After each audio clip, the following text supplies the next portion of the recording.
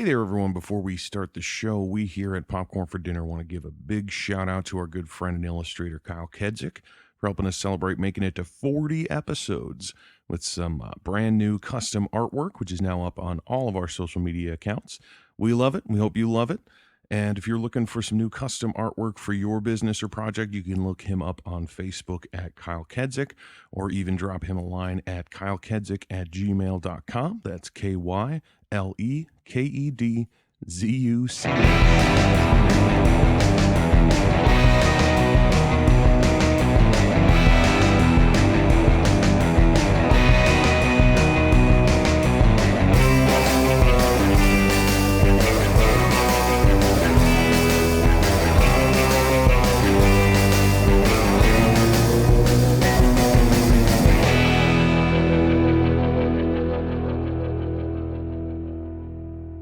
Hey everybody, welcome back to Popcorn for Dinner. This is Jeff. And Kelly. We are back in August. We started this podcast in August, and so this is our second August.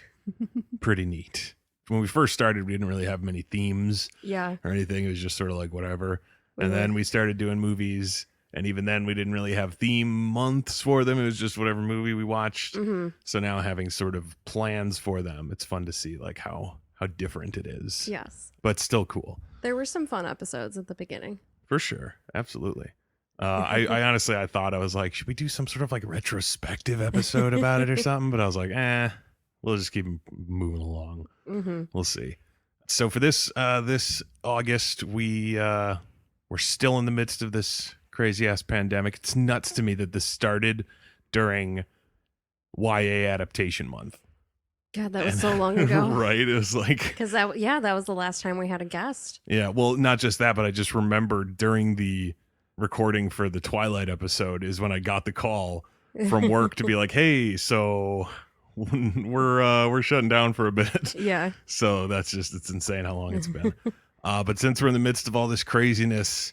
it's August, yet baseball just started. Yes. It started in July, but it's like, they're like 10 or so games in around there, depending on the team. Yeah, which is so wild because it's like next month is supposed to be like the drive towards the playoffs sort of thing. And it's like, no, we kind of just got started. Yeah. There's only like 60 games. Yeah.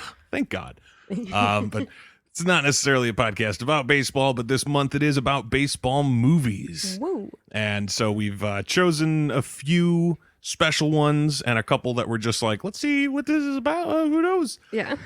But coming up first, our first week's episode in baseball movie month is the 1988 sports drama film 8 Men Out. I had heard the name 8 Men Out like a billion times in my life, but I've never knew what the context of it was. It's just like, I know it's a movie and people seem to like it, but I don't know what it is. Yeah. And it seems wild to me that I never knew, living in Chicago, that it's like that was like sort of the phrase that they were using about the Black Sox scandal of the 1919 World Series like forever. And it makes me feel like everyone's like real ashamed of it or something. Yeah. Because that's not something that at least I ever heard about. Like, oh, you ever hear about the 1919 White Sox? It's funny. Like, really never. Yeah, I hadn't either. And I grew up a Sox fan. Yeah, my dad's a huge Sox fan. It's like, it's insane that he never told me a story about the Black Sox or whatever. He has to know. Oh, I'm sure. It's just weird that it's like, we don't talk about that. It's the dirty little secret. I assume there was probably a little bit of talk about it when the Sox won the World Series in 2005. Yeah. Because it was like, apparently it was sort of their drought was based on that, or people were assuming it was that, like, oh, the curse of the Black Sox. You throw the World Series, you're never going to win one again. Yeah.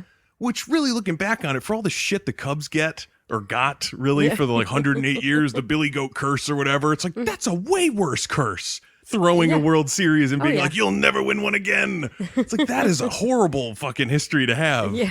And then the Cubs, it was like, we were mean to a guy who owned a goat. And it's like, fuck you guys forever. It seems out of balance considering one is real and one is a completely imaginary goat story. It's so silly. But Chicago. Yeah, we love our goats.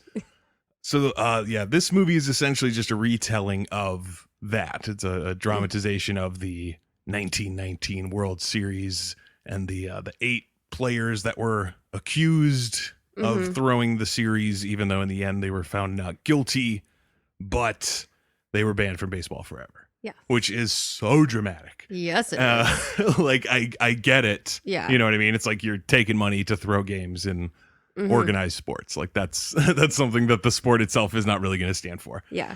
But at least in terms of what the movie shows us about it, I don't know if they did or didn't really want us to side on the players' side of this thing. But based on what is presented to us in this movie, I was 100% on the players' side the whole time. Oh, yeah. I was like, you don't make, because I honestly, I haven't looked it up. I've looked up a lot of stuff about the real shit that went down. I have not looked up if Charles Comiskey was like a big fat miser guy, like the stereotypical fat cat sitting around with his cigar, like, I'm not going to pay you guys. Like, but he's so evil in this movie. He's like so obviously the bad guy that at no point do I feel like any of these players are out of bounds. Considering the time and considering what the sport was like back then, it's super different than now. There's not, so as much like advertising money and sponsorships and shit rolling in, TV deals, all that kind of stuff isn't there. So it's a much more kind of ramshackle operation. So it's like, I mean, you get it to a certain point of like, you only make so much money as a ball club, but still, when you're paying your players like shit, what do you expect? Yeah. What do you really expect? You got these guys who are, according to everyone in this movie, the best to ever play the game. Yeah. Like the best team that has ever played baseball up until then or whatever. Obviously, you'll get comparisons like, in 1980, there was a better team statistically. Like, shut up. But, they're considered one of the greatest to ever play the game. They had won the World Series like 2 years prior. Yeah. So it was like, this is the club. And, your players, how the movie portrays it, they're totally getting fucked. Oh, yeah. Like there's that whole opening sequence, the opening of the movie that like introduces you to the players. It shows you, how good they are, how much they love baseball, all that kind of stuff. And then it cuts right to them coming into the clubhouse or whatever. And the dude, the like intermediate between them and Comiskey is like, here is your bonus. A bunch of flat champagne, like instead of actually getting paid, this is what you get. Because isn't the first scene that it wasn't that like them winning the pennant, like they won that game, so they won the pennant or whatever. So it's like, boom, we're the best. Yeah, we're going to the World Series again. Yeah, and their bonuses are bullshit, and the fact that they're swayed by people being like, hey, we'll give you money to throw this game. Yeah. It's tough to be like, you deserve this. Baseball, you know what I mean? Like the MLB, if it was called the MLB back then, but like baseball deserves to have these guys throw the biggest series of the year and kind of tarnish the reputation because they weren't getting paid enough. But if you're not paying them enough, that's going to happen. Like you're going to get somebody who's like, fuck it. If I can make more money than what you're ever going to give me, then I'm out of here. Yeah. And that's why I think people give a little bit too much shit to how much money the stars are making now, because it's like, I bet you a lot of it is in response to that. Yeah. It's like, you don't want your guys throwing games because you're barely paying them. Like your star players barely paying them. Like, no, they got to get paid. If there's a bunch of money coming in, you got to pay them at least to make sure they don't do this. Yeah. And it really, like, the movie sort of highlights how seemingly easy it is to fix baseball if you're the players, like if you have enough guys, because everyone is certain that they can pull this off. Like I forget his name, Sleepy Bill Burns, Christopher Lloyd's character, him and his little buddy, who I always forget the actor's name, but he's the parking attendant in Ferris Bueller's Day Off who steals the car and drives it when they park it. Nice. I was like, I know that guy. He's also in Super Mario Brothers.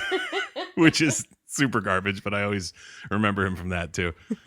But those two guys are like, oh, this guy will go for it. That guy will go for it. If we get 7-8 guys, we could easily do this. And then you kind of think about it, and it's like, oh my God, yeah, you get a couple of pitchers to make sure like the rotation comes around, and you get enough starts for them to like tank the game, and then just like a handful of guys Mm-hmm. to make some errors and a couple basemen, a couple outfielders. yeah, and it's like pretty much a done deal. Like they Yeah. would have done it. Like they probably, well, maybe not gotten away with it. Mm-hmm. Because if how it happened was anything like this movie, they were so obvious about it. Right. Ridiculously obvious. One of my notes was I feel like they could have been a little more discreet. Yeah. Like, All those knowing glances all the time.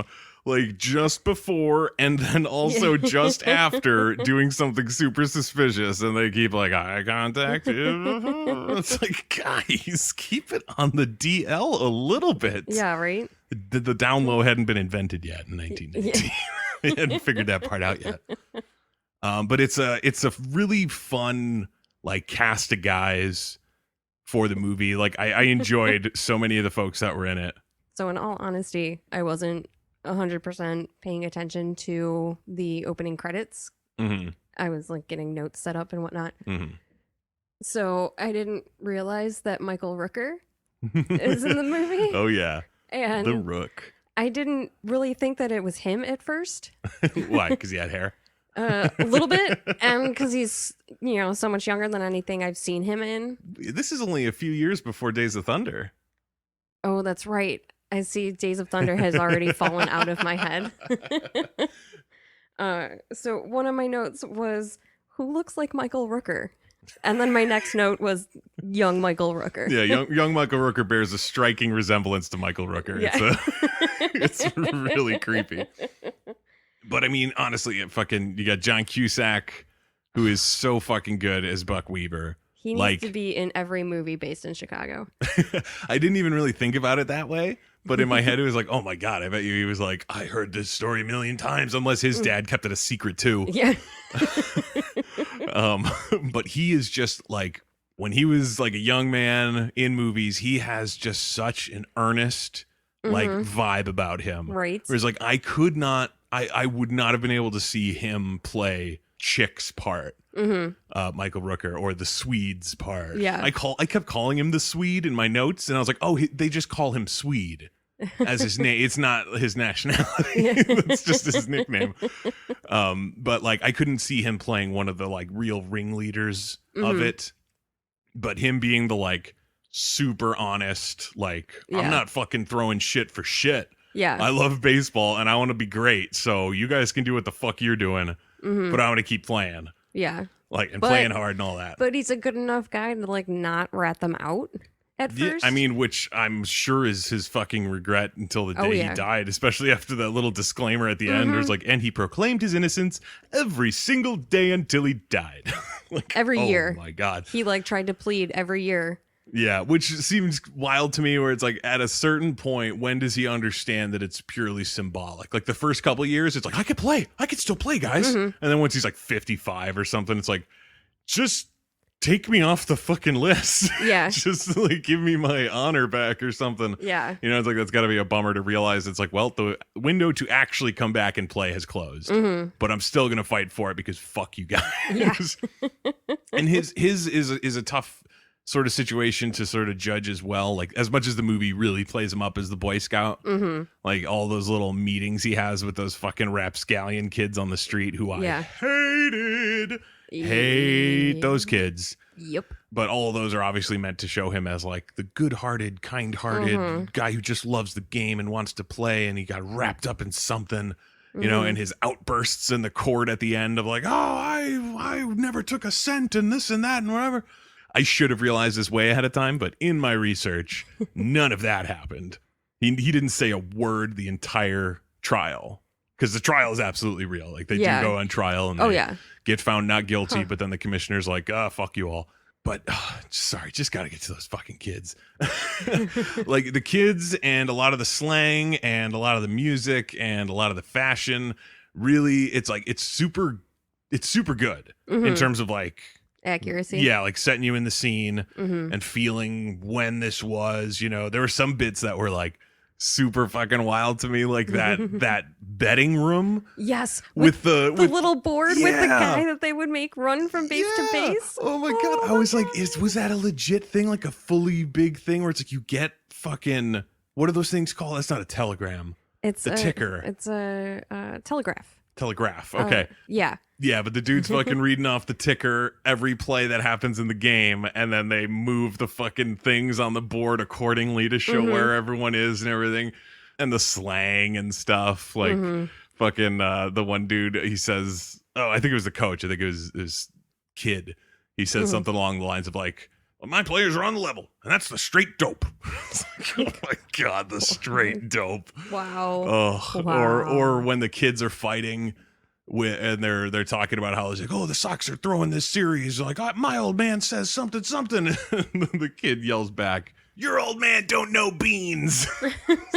God, it's so corny and stupid. Oh, and I know that everyone's going to look at like our era of slang and things, look back on it and be like, oh, it's so corny and stupid. But it's like, well, then I have no problem saying that about them. Like, I'll get it later in the future. People will be like, you sounded like an idiot to listen to these, and be like, listen to you talk, you fucking idiot. And I'll be like, fine, but at least I made fun of the 20s. People need to know. Just keeping the cycle going. Yeah. Oh, and the one other thing that I knew about, it wasn't like it was a surprise, but it was something that I hadn't really thought of or seen in action for so long, that I was like, man, I understand that they worked, but those fucking like exploding flash things for photography back then are fucking ridiculous to really think about. It's like, I'm just going to jam a bunch of explosive powder and shit in this thing, and then we're going to set it off. It's going to explode, but just enough so that there's light and I can get a better picture. Yep. Like, oh my God. That's insanity. Like, obviously, it's part of the evolution of the whole thing. But, like, that stage of the evolution, when you just pick it out and look at it on its own, it's like, what were we thinking? Lunacy, especially when there's, like, 7 of them next to each other. It's like, blah, blah, blah, blah, blah, blah, blah. In a crowded room. Yeah. Like, everyone's wearing a wool suit. Like, come on. This entire era is a fire hazard. How did humanity survive? Yeah. Its own stupidity. We barely made it through the 20s on the skin of our teeth. The plot of the movie is very sort of simple. Or it's just like these guys, well, it's simple in terms of like the general vibe of it, but there were a lot of little confusing bits to it. There were like, so many little bits moving. Exactly. Parts to this. That was what got me. It was like the whole big picture concept of it is so easy. It's like a bunch of players on the team that's favored to win the World Series take money to throw the game so that people who bet on the Reds, knowing that they're going to throw the game, win a shitload of money. Right, because the odds are so heavily stacked against them. Yeah, it's like simple enough right there. That's pretty good. Yeah. But the plan from what I can tell is fairly accurate in the movie to what happened in real life. Okay. It's like there were multiple people apparently paying these guys. Like, that was the craziest thing. It's like you got fucking Christopher Lloyd and he's like, let's do this. And then there's that dude Sullivan who is talking with them, and he's the fucking Christopher Lloyd's watching Sullivan talk, and he's like, his partner's like, do you think he's asking him the same thing if they're gonna throw the series? And he's like, nah, no way. Next scene, Sullivan's asking them to throw the series. And I was like, oh, okay, so they're gonna go with Sullivan instead. And then they agree to him, and then Sleepy Bill Burns comes in and throws his pitch in, and they're like, well, why don't we just do them both and get double the money? Yeah. Which I was like, brilliant. Yeah. If you're already doing it, do it twice. Why not? Oh, yeah. It's not like more conspiracy. Yeah. It's all just one big conspiracy at that point. Their point was pretty good, too. Like, what are they going to do? Call the cops? Yeah, which then gets turned on them later. Yeah. It's like, what are they going to do? Call the cops? But the things that confused me were all the sort of like logistics of how the money was being dealt with, because it was like all of these guys like Sullivan and Burns and them are like promising like $10,000 for each player who's gonna throw the games, like who is on board and is like actively doing shit to throw the games. Yeah. None of them have this money apparently. Yeah. Like, they've come into this plan and promised all this money and don't even have it, because then they have to be like, all right, well, now we're going to go to Rothstein. Yeah, Rothstein, the fucking gangster guy who will put up the money, apparently, even though he wants nothing to do with it, Yeah. For like 3 straight scenes, it feels, where people come up to him like, hey, this could be a big money thing. We fucking bet on the Reds instead of the Sox because they're going to throw it. And all you got to do is give a little bit of money to pay those guys and you'll make so much more. And he's like, no, thank you. And then somebody else shows up and is like, we want to talk to you about the series. And he's like, that's a popular thing these days. I don't want to hear it. And then all of a sudden he was like, call whatever, tell him something. Yeah. And that was it. And then he was in and it was like, nothing happened. Yeah. It wasn't like he suddenly had a change of heart. Like, I could make money. Yeah. It's like he didn't understand them at first. Yeah. And then realized later in the day, like, oh crap. Oh, I could make a shitload of money. Call him. Wait a minute. Yeah. I feel like an idiot for turning him down. So he puts up the money or whatever, and then it goes to all these intermediates, including that guy who was like a boxer or something, who becomes a dick, like the sort of like little guy who like withholds the money sometimes or something. Well, he got the money from. Oh no, he was like he, extorting quote, unquote, people. Yeah, he collected, quote unquote, from someone that owed Rothstein. Yeah, so it seemed like Rothstein wasn't even in on that part. I don't think he was. Yeah, so it's like, so was he in on it or not? Like, who is he in on it with? Because it's like, how does this dude know that Rothstein, like, how does he know Rothstein's business enough to know who owes him a shitload of money to try to collect without being in on this plan with Rothstein in the first place, unless he's running like a third racket or something? That was something that really confused me. I didn't understand a lot of the betting people's like motivations or how exactly they were making the money. Cause I know they kept telling the players like, oh shit, you know, the money's all tied up right now in bets. So once that goes through, then you'll get your money. At which point I was like, well, that seems like an obvious ploy to just not pay them. So why wouldn't they just stop losing games? Like, if you're not getting paid for it, then be like, well, then fuck you. Then I'm not going to lose the games. And then they have that one scene where fucking, which one was it? It was Lefty, right? Lefty's wife gets threatened and everything. Yeah. Well, she doesn't know her life was threatened. Yeah. Lefty knows that they're going to kill her if he doesn't throw the game the next day, like game 8. I think it's the final game, which was fucking nuts to me. I was like, best of 9. I thought that was the last game. He throws everything at the beginning and then they wind up losing the game. Oh, right. Because I think that was it, is they were like, we don't want it to risk it going to 9 games, lose right now. Yeah. So I guess that's what the deal was. But fucking, of course, looking into it, completely fabricated. Oh. Nobody threatened anybody. There's no substantiated anything. And so, I mean, that's good. Really great for her. Yeah, that's great for all of the wives and other family members, etc. For sure. But it's, yeah, it was really disappointing. Drama. Yeah, it was really disappointing because it's like, I get it. It's a movie. It's over dramatizing things. It's going to make things simpler than they were to give you an easier like dramatic arc to follow and whatever. But I was like, that to me was the only thing that would keep these guys from being like, fuck it. Why even bother losing the rest of these games? We're not getting paid. Yeah. Nobody's fucking paying us. So let's just win these last 2 that we can easily do and everything's cool. And so it was like, oh, their wives are getting threatened with death. That explains it. Yeah. But then it's like, wait, that didn't happen. So then why didn't they win? I can only assume that they were like hoping they'd get paid. Like, you better. Like, I hope so. Come on, we're doing it. We lost it for you. I guess that would be probably my only thing. Yeah. My big confusion about this and sort of the plan, it's like throwing the entire series. Yeah. What benefit is there to doing it that way that would counteract how obvious it gets that they're doing what they're doing? Look, you're coming into this series. Sox are like ridiculously favored. Everyone's like, they're gonna fucking win. If like not just this series, but game 1 probably easily. Why not just throw that game? You know what I mean? Like, bet a shitload. Yeah. Bet as much as you can, because the odds are going to be at the absolute biggest they will be at that point. Yeah. You know what I mean? Coming into the series, it's like, there's no way the Reds take the first game. If they win one, it won't be the first game or anything like that. So you bet all your shit on that and have them throw that game and then let the rest of the series go. You know? I mean, because it's like, who would ever think to try to prove that? Like, the Sox lost the first game. They must have thrown it. And it's like, or they had a shitty game. Yeah. And then they came back and they fucking obliterated them in the next 5. So, meh, they had a bad game. And a bunch of people still get to make a bunch of money. You know, it seemed insane to me to be like, keep it going. Keep lose 3 games straight, which they wind up not doing. They accidentally win the 3rd game. Yeah, because of the pitching change. Yeah, they get the rookie in who's like, I'll do it, because he's got no clue what's going on. Oh, yeah. Which seemed kind of crazy to me, considering how much animosity, like on-field animosity there was between the guys on the take and the guys who were pretty fucking certain those guys were on the take. Like the fucking catcher.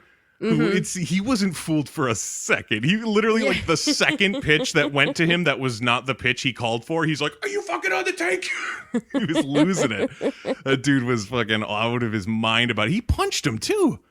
Yes. Down the like hallway or whatever after a game. He was like, fucking, what does this mean? And he's like, you know, showing him the symbol and punches him in the face.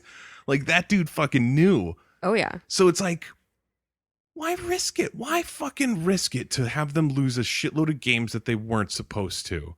Like, supposed to, quote unquote, any given Sunday, whatever the fuck you want to say. You know, people can win, people can lose, whatever. But that just seems insane to me, to try to pad it along multiple games. You know, it's like, if they're the best fucking team. Greed. Make all your money on that first one. Just bet a fucking shitload. Like, bet as much as you possibly can. I mean, I'm sure that would look really suspicious, I'm assuming. Like, if mob movies have taught me anything, is that, you know, police are watching money transactions, especially large ones. Because apparently they had nothing else to do at that time but go through bank records. To me, the fact that they were going through intermediates to do the betting anyway, it wasn't like Rothstein himself was waltzing down to the place and being like, I'm going to put down $1 billion on these guys or whatever the fuck. Like, they had people betting for them.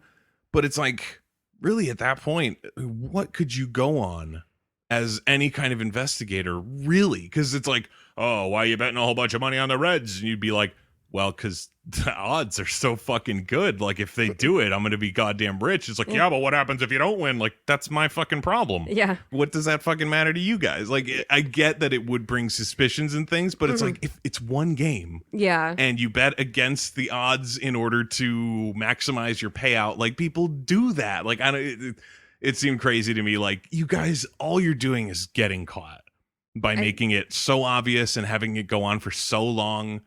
You know, like, all of these games, especially when there's 9 games to the series, it's like you can't even just like quietly get swept. Yeah. You know, it's like, it's a huge thing. That was like crazy to me. But apparently that stuff was like how it went. Like, there were double crosses and there were people who were concerned that the players were trying to win again. Like, hey, what are you doing? You guys you trying to lose, right? And what's his face? Buck. John Cusack, like, was in fact, like, he knew about what was happening and was like, fuck you guys, I'm playing as hard as I can. Yeah. I don't care. And yeah, you sort of understand why he kind of gets the book thrown at him about that, where it's like, wait a minute. Yeah. You knew? Yeah. And it's like, oh, right. That's just as bad. Right? Yeah. You know, it's like there's a bit of the like, I was too proud or something. It's like, in the end, you knew it was happening. You didn't stop it. Yeah. So you're pretty much, you kind of have to be lumped in there. The one I did feel terrible for was Shoeless Joe. Yes. Shoeless Joe, that was a tragedy wrapped up in the midst of the rest of this movie that was more really just like was. drama. And that was just like heartbreaking. Yeah. I didn't look too much into Shoeless Joe, but I know that it is like a fact that he was like essentially illiterate. And so just watching him get taken advantage by everybody. Yeah. And the fact that it was like, he was probably the best guy on the team. Yeah. And yet all these other guys who were not as good as him were kind of dragging him under with them for this. Because he was such a good player, they took advantage of... And they needed him. Yeah. Like, it was like, this guy, if this guy just... Well, and that's the saddest thing, too, is like, that dude had a great series. Yeah. If you look at it, his batting average was like 350 or something like that. Like, the dude was just killing it. And he like no errors, no nothing. I wrote specifically down later how fucking shitty it was that those people had him sign that confession. And it, like, I already really hate like shitty police interrogation tactics that try to get you to say things you don't want to or do things against your own interests because they're lying to you about it. Like, oh, you know, you really need to do this and you really shouldn't talk to anybody else about it and blah, blah, blah. And the way they were doing that to him, where he was like, you know, normally my wife comes and reads these things with me and whatever, you know, and he's like, nobody reads them, Joe. You just got to sign it. And just like, oh, you fucking assholes. Yeah. He has no clue what he's signing and he can't even sign it. He has to put an X. Yeah. It was like, oh, God, how fucking heartbreaking. This dude who like and the way that Swede got to him. What exactly was it that it was like, I think it was him saying we need you. Yeah, but which really kind of got me. Yeah, and then also him saying that like he said that they can't do it without him. You know, he needs to be in on the deal. Oh, that's right. That he makes it seem like other people didn't want Joe in on it. And he's like, no, you know, and I told him he's one of us. He's one of, you know, he's got to be a part of it.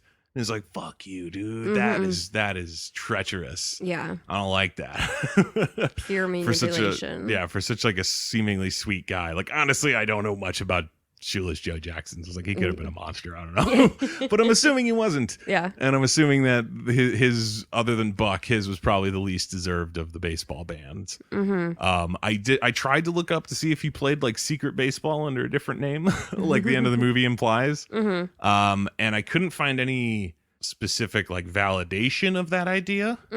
But the only thing against it was that the director said that last scene was like pure fiction. And I was like, okay, do you mean pure fiction, like nothing in it happened, or pure fiction Buck Weaver probably didn't go see Joe play in Newark or wherever the fuck he was, like, or that kind of fiction? Is it all fiction or whatever? Yeah. But I'm assuming he probably didn't. Like, I know that there was less like print and pictures and shit back then, but it's like, how long before someone's like, that's Shoeless Joe Jackson? You know what I mean? Like, it seems like it would be something that would be easily figured out. Yeah. God, and he got put through the fucking ringer by everybody else too. Like before the first game, when he sits there and he's like, tells Kid that he doesn't want to play, and he's like, "You'll play. Oh, you're gonna play." Like really mad at him about it and everything. Yeah. And it's like, oh God, like he's just feeling so guilty and shitty that he doesn't want to, like, I'm sure he's just not in the mindset to play. Yeah. And he just doesn't want to, and he's getting forced to. And then later when they're leaving the court and that kid's like, say it ain't so, Joe. Say it ain't so. It's like, oh my God, he didn't even do anything. He played well. Yeah. He had a really good series. Like, oh, what a fucking bummer for that dude. Felt so bad. The guy who played him, fucking DB Sweeney, was awesome. Yeah, he was. I don't recall. I looked him up because I was like, dude, this guy seems familiar.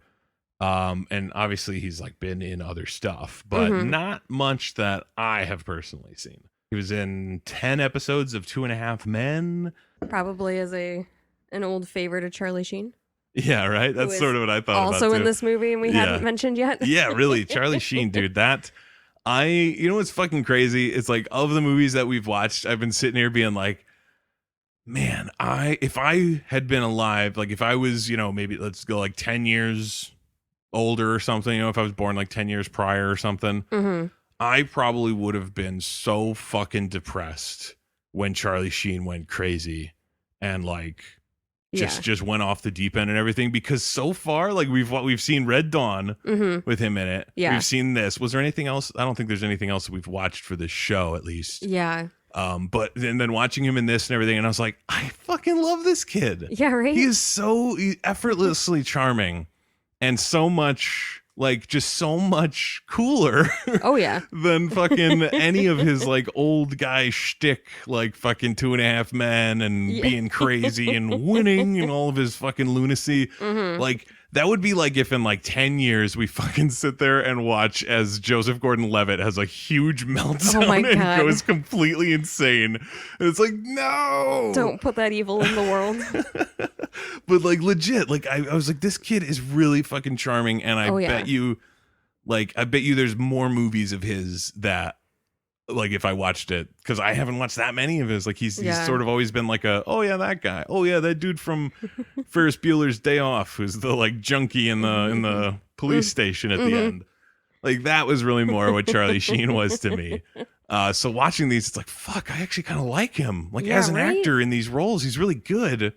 And it sucks what happened to him. What a real bummer. Realizing after the fact how much that sucked. Like, at the time, it was like, oh, Charlie Sheen has gone crazy. Exactly. Right. But it was like, meh. But if it was like a big, long-time fan, like, oh, I love that guy in his movies. Oh, my God, what are you doing? Oh, my God, what are you doing? Charlie, stop. Yeah, really? No. Oh, terrible. You know what's the craziest thing? I literally barely recognized Christopher Lloyd at first.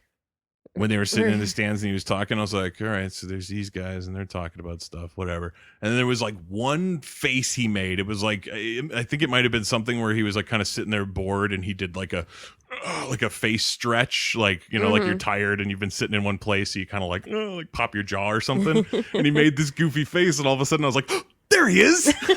It's like everything I fucking watch him in, he's doing crazy comedic faces and stuff. So in this, he was just kind of like sitting there being serious, and then he does a little bit of something, and it was like, "Oh, there's Doc." I recognized him right away, and in fact wrote like, "Was he ever young?" We'll have to search one out. We'll have to find like the earliest movie he's ever done. We're gonna go to it, and he's gonna be like 70. Be like, what the hell? How? But yeah, I like Christopher Lloyd a lot in the role, and that sketchy backstabbing moment at the end when he takes the stand and basically like gives them all up, and it was like, it was your idea, you piece of shit. Yeah.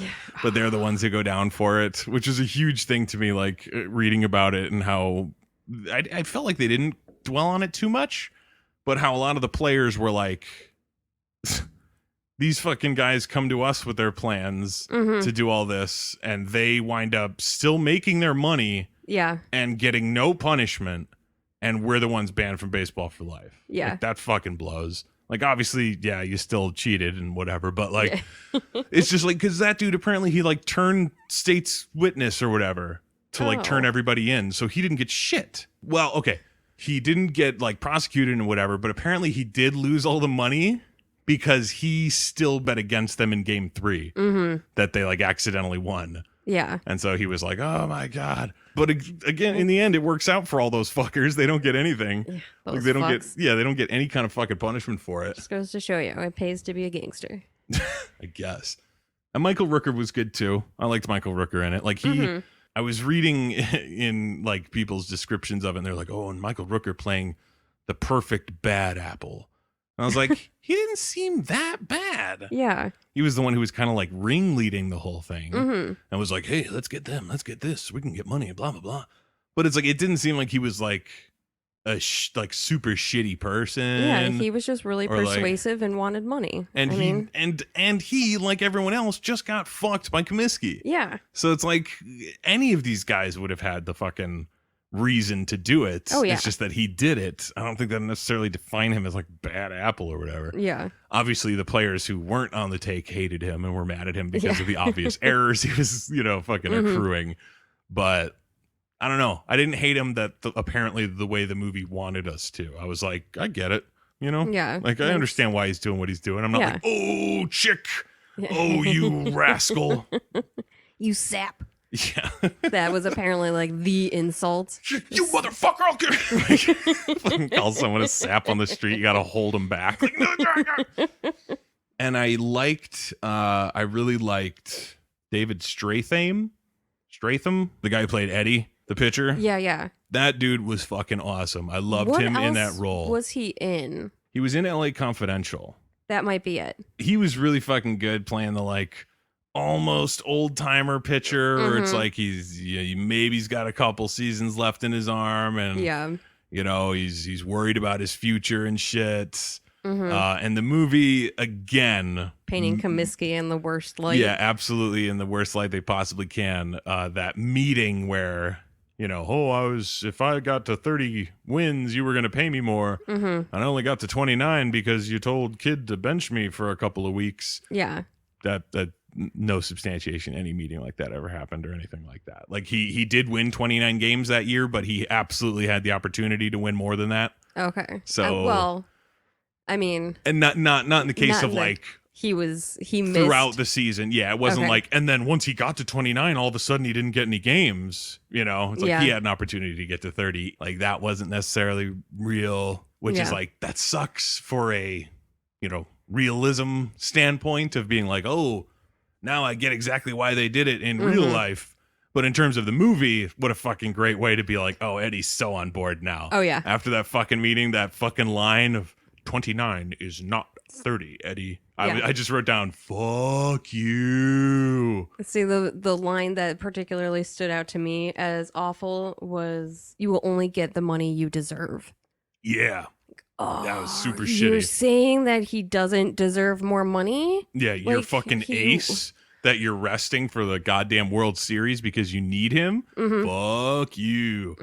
So yeah, as a drama in the movie itself, totally works, totally makes you believe it and everything. But in terms of the real world, things get way shakier as to why people did things and how involved people really were. Because in the end, I was looking at it, and the guy who wrote the book, Elliot Asanoff, he wrote the 1963 book, 8 Men Out, the Black Sox and the 1919 World Series. I looked into it. 2 people talked to him about this.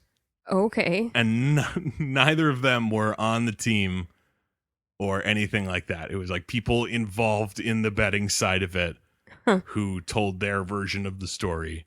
And everything else is just like extrapolated. Gotcha. So it's like, what the fuck, man? Yeah. Like you're trying to make it sound like it's the definitive version of the story, and you talk to like the janitor. Yeah. Like, what the fuck? What is this? So it really makes a lot of the like specifics in this movie suddenly feel a little like I doubt any of this happened. I'm almost not certain there was a World Series that year.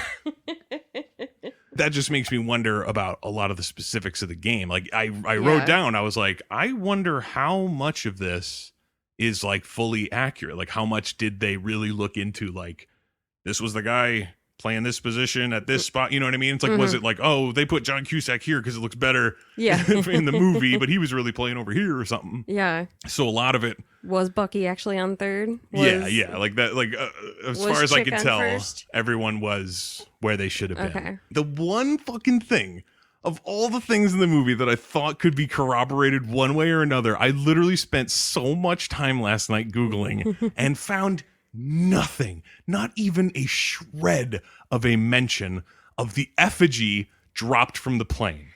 Because that was fucking nuts. Yeah, I was it like, was. what is going on? When the Yeah. plane rolls up, I was like, what's this? What's this all about? Is it a gangster plane? What's happening here? And then the body comes out. And I mean, obviously, in the movie, as soon as you see it, you're like, oh, that's like that's a dummy. It's an effigy or whatever. But the crowd fucking doesn't. Yeah. And the woman shrieks and it falls down and it lands on the ground. And the fucking players and kid come and look at it and everything. And what does he say? He has a good line there. Something about like, see if he can pitch. Yeah. Or something like that. But I was like, that's fucking nuts. Oh, I hope that one's real. Nothing. Not a mention of it anywhere. Nowhere in the fact or fiction page I was looking at. So I was like, okay, well, maybe, you know, if it happened, then it wouldn't be here. So I'll just look it up as though it's a real thing. Like, oh, remember the effigy in the plane from the World Series? Nothing. Nowhere. I have no fucking idea where that came from. Like if it was completely made up for the movie or if that actually happened or any of that stuff. And I was like, I thought that would be the most easily corroborated one. Like, did a plane drop a dummy or not? Yeah. It's 1919. It's not like there's planes everywhere. Yeah. They just fucking came out. Like that, you'd think that would be like, so people were fucking terrified when the plane came overhead and they were like, what's it gonna do? That was something I noticed, was that like the sound of a plane to me is like, oh, it's a plane. And then it's like, oh, wait, that's right. These people, they're freaking out for a reason. Yeah. Like, this doesn't happen all the time. There isn't a like international airport within. Yeah. Of the field itself here in Chicago and stuff. Yeah, I have no idea, but I couldn't believe that I still have no idea if that happened or not. Yeah, that's insane. I'll see what I can find on Google. Yeah, dig it up because I thought that was going to be so obvious. Yeah. And then there was, shortly after that, they were burning an effigy outside the hotel I mean, that I I assume know- would be harder to corroborate. You know what I mean? Because it's like people were crazy and people Yeah, I apparently mean- used to burn effigies a lot. Like, I don't know. like I knew to some degree that was a thing at some point in time. Mm-hmm. Especially about sports teams. Yeah. The whole effigy thing just is wild to me. I Yeah, don't the know. old timey hard on for effigies is definitely not a like bright spot in the past. Yeah. It's just like that is so like violent. Right? My God, like I can totally understand the idea of the dumbass drunk sports fan Mhm. who's like, you guys suck. You should go die.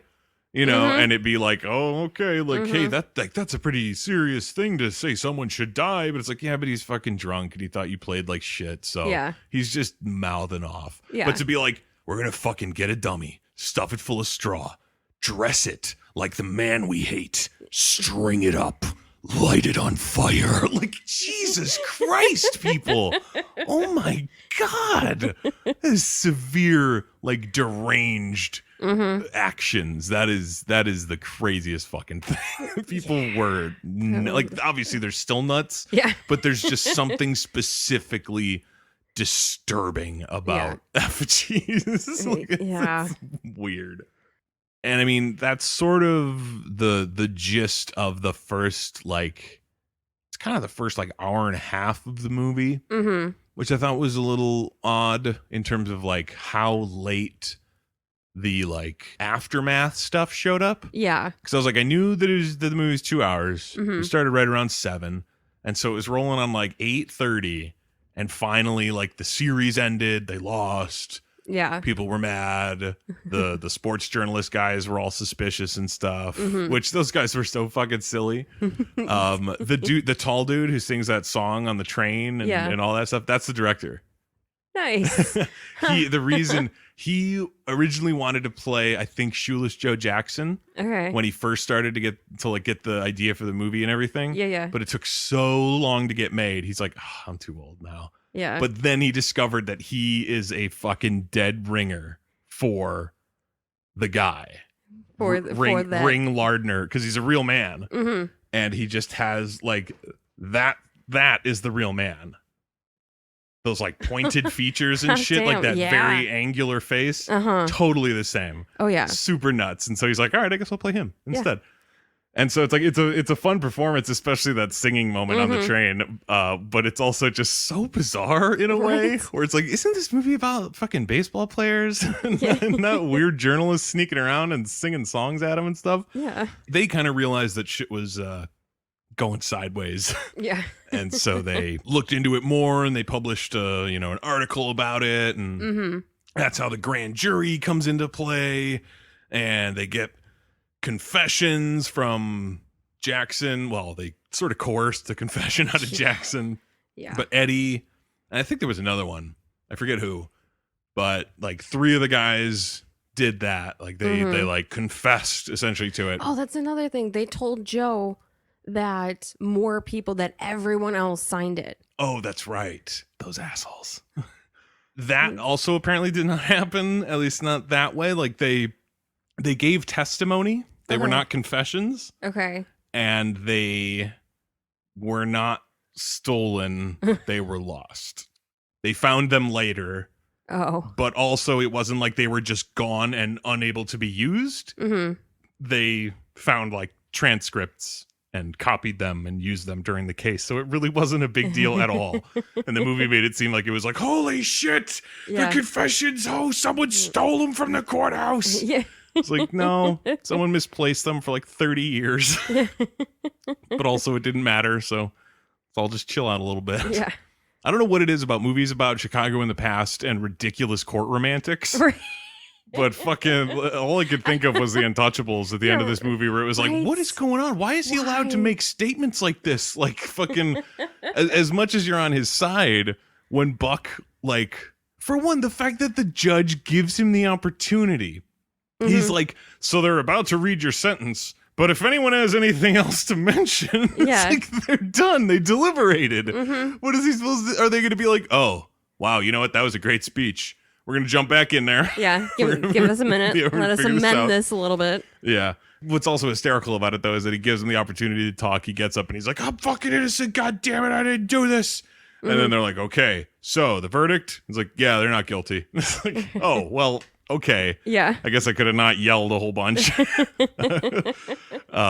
But yeah, I was a little bummed. Like, normally I'm not a super duper advocate for like crazy out of sequence storytelling. Like it's really got to be someone who really knows what they're doing. And not to say that fucking John Sayles wouldn't have known what he was doing, but you know, just movies where they have like a sort of like framing story and then they kind of jump back into the past. Like I almost kind of wish this movie had kind of had that a little bit, where it was like they're in court and then you kind of jump back and you show what was happening and maybe jump back to the court sequence, you know, at certain points throughout the movie. Just because I felt like it really ran out of juice once it hit the like courtroom stuff. And not that it was necessarily like shit, like, oh, these scenes are terrible. It was just like, oh, it's been all like baseball, mobsters, this and that, this whole movie. And then everything just kind of like slows down and stops for like some courtroom shenanigans. And not even that big of shenanigans, but like just enough. But I feel like it maybe could have been better if the court case was like a framing story to it and everything happened in between. Yeah, I feel like that might have been better. Or at least it would have made that last half hour not feel so like, ugh. Like I was a little bit like, come on, we get it. Like get to the verdict or whatever. Something else weird that I read, apparently it took like another year for any of that aftermath shit to happen. Oh. Like right after the series, the guys like wrote their columns and shit.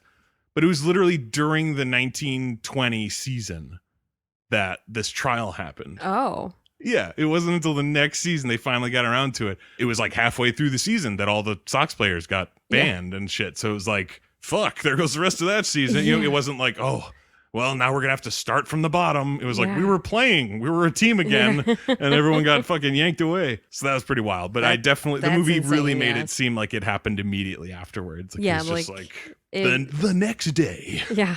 I mean, it didn't necessarily diminish the enjoyment of the end of it because I liked the sort of the flip-flopping of like emotions to it. Yeah.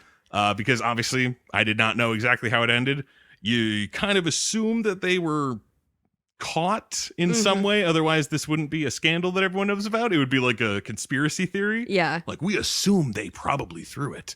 It's like, no. It's a thing. It's documented at least a bit. Yeah. So it's like, we know it happened, but I had no clue how it was going to kind of turn out. Yeah. So when it was like, we find you not guilty, I was like, okay. And everyone's cheering and everyone's like high-fiving them and they're going to go have like a fucking party. And they're like drinking and eating and having a good time. And I was like, is that the message the movie's going for? Like, go ahead and cheat, because as long as the fucking jury thinks you guys rock, they'll acquit you or something? Right? Like, that seems like a weird message for this movie to have. And then immediately it was like, also, by the way, everyone is banned. Yeah, the commissioner comes in and lays down the law. I was like, oh, shit. You definitely understand his rationale for it. Oh, yeah. You know, like he makes that whole big speech about, you know, no one who cheats or knows of cheating or whatever will ever be allowed to play Major League Baseball again. It's like, oh yeah, that makes a whole lot of sense. And then you get those last scenes with Bucky and stuff. And as much as I hated those scenes with those kids, I thought that last scene, I loved Cusack's speech. I thought he had a killer fucking speech to those kids about like loving the game and shit. And it really nails home, like, fuck, as much as that dude was definitely like within his powers and right to ban everybody involved in it. What a fucking bummer. Like, that really, really sucks for him and Joe, especially. Like, I thought that Freddy was going to be the weak link at the beginning of the movie because fucking Chick and Sweet, I think, are in the bathroom talking about it. And then Freddy fucking waltzes out of the stall and he's like, oh, hey, guys. And they're like, fuck, did you hear about this? So they like have to put him in on the take. And I was like, he's going to be the weak link, isn't he? He's going to be like, oh, I can't take it. And he's going to let everyone know. And so I was surprised later when it was like Eddie who was like, yeah, I guess I'll fucking tell you what happened. I'll tell you everyone that was involved. Yeah. I was like, oh, shit.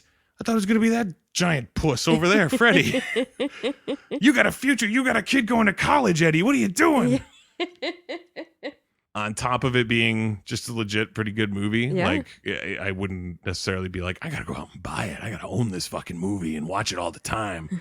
But it's like definitely one if I ever happen to like catch it, watch that a little bit. Yeah. Check that one out again. It's got a bunch of good people in it. Mm-hmm. And I really had a good time with it. I'm just wondering how much of that has to do with watching 5 fucking garbage ass video game movies in a row, where now it's like, this movie has adequate drama. I'm like, oh, this movie has performances, a script. It's like, holy shit, this is the best thing I've ever seen.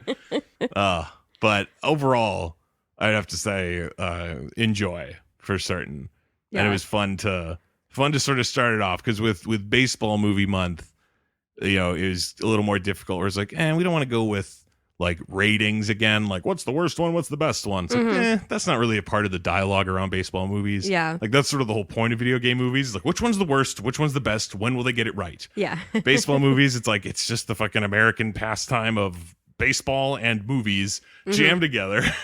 So it's like, hopefully there'll be really great ones, and we've picked out a few that are hopefully really great, but we didn't really have any reason to order them in any way. Yeah. So it's like, I guess it should be kind of fun to see the game evolve in a way as the movies go, because the way we're doing them is we're doing like old timey to modern day, or as close as we can to that. So it's like starting in 1919. It's like the fucking old timey baseball. Look at our sleeves.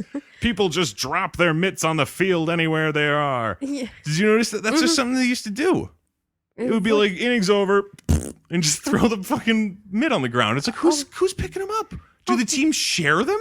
Yeah. The other team goes out there and uses it, or do they have a ball boy who has to run out there and get it or something? Like, this is the dumbest. Or does it just sit out there until you need it again? Like the other dudes have their mitts just sitting on the field too. You have to play around them. Yeah, like what the fuck is that? That's the dumbest thing I've ever seen. How is that possibly a rule? I don't understand. Mm-hmm. And the baseball action of the movie was pretty decent, including like I read that Charlie Sheen and John Cusack were big time, like they played baseball and they were like kind of in baseball shape, and so they could realistically do it and everything. Some of that pitching, like I know it was way different back then, but some of those pitches looked like they were going like 40 miles an hour.